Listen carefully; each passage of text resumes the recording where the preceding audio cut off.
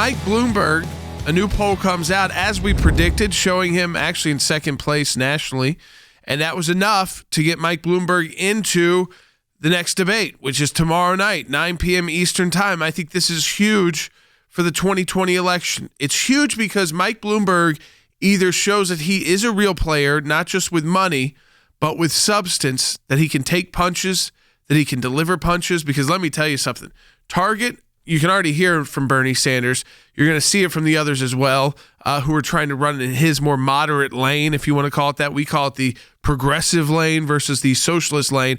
But Than, this is the moment for for Mike Bloomberg to show he's for real, that he's not just a rich guy who's been successful in business that can run ads and do these very put together events, but that he can get on the debate stage and throw the punches. And in the past, when you see his videos, he has not been so compelling. But this is a different stage. It's a different Mike Bloomberg. He's running for president.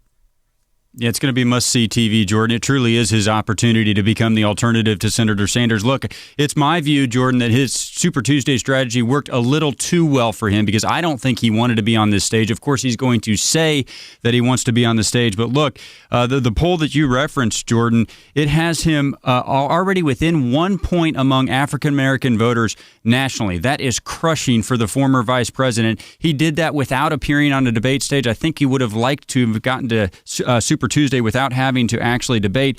But look, you look at the competing responses from Senator Klobuchar, who says it's just about time that he has to stand up and compare his record. And then Jordan, Senator Sanders' reaction, which was complaining that, again, the rules have been changed to work against him. Look, I'll tell you this. I think Senator Sanders has a point here, Jordan. How many times have we seen the DNC change the rules to try to keep him from being the nominee? This feels like another one of those. But yet at the same time, even though Senator Sanders is going to say that, Jordan, I don't think anything would play into his hands more than to be able to get up on the stage next to Mayor Bloomberg and say, yet again, our party has changed the rules to favor the billionaires. It is going to be interesting to watch.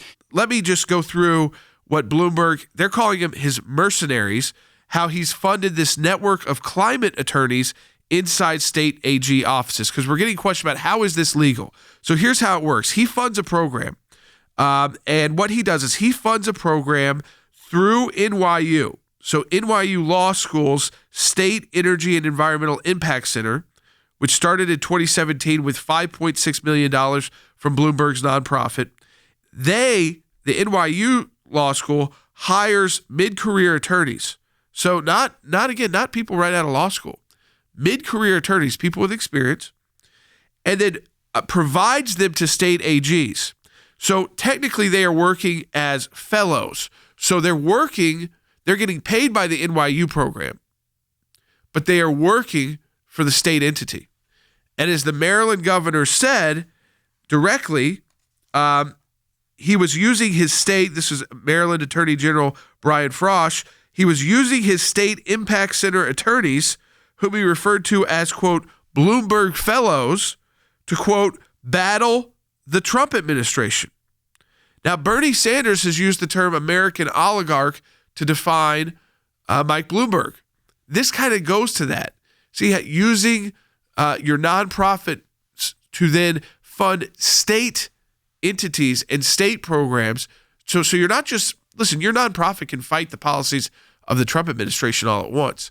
But it's a very unique way to go through NYU to place these attorneys in key positions so that they can fight the Trump administration with the official guise of the state, which is what they were doing in these 10 democratically controlled attorney general's offices across the country. And it turns out that this goes on. A Maryland attorney general said, it turns out that our first Bloomberg fellow, Joshua Siegel, was a student at Harvard, and they're looking to fill the position. Do you know anyone 5 to 10 years out of school who would be interested in saving the planet from the predations of the Trump administration, like the Trump EPA chief and the Trump Interior secretary? That's how they're putting out information. So that's in public correspondence about it. Fighting.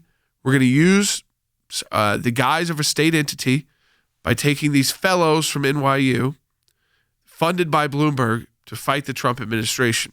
directly. So that's just one report out today about what Mike Bloomberg has been up to. This strikes me as a perfect example of something that we've talked about an awful lot on this broadcast, where the left loses at the federal level. They lose elections, and so they know they can't accomplish policy through their bureaucracy here like they're used to, and they push their agenda down to the state level, and it's funded by the likes of Soros and others. Maybe in this case, it looks like Michael Bloomberg. But I look forward to tomorrow night, Jordan, because doesn't this play directly into Senator Sanders' talking points that, regardless of what side of the aisle is, he doesn't want billionaires, in his words, funding the government and making decisions. He is going to accuse, Jordan, even if the moderators don't, he is going to accuse Mayor Bloomberg of this. Because to me, he's been asking to get on the debate stage. He's been spending all this money. If he crashes and burns, that could be it for him. It could be tough for him to come back.